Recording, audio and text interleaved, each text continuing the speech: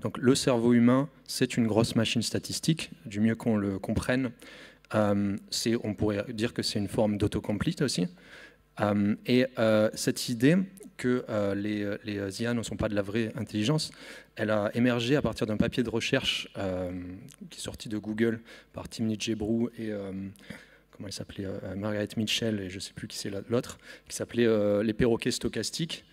Et j'ai fait une contre-analyse de ce papier de recherche. En fait, il n'y a pas de vrai argument là-dedans.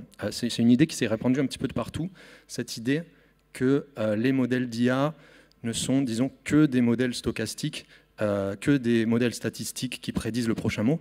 Le problème, c'est que, en fait, du mieux qu'on sache, la définition de l'intelligence, c'est peut-être juste ça.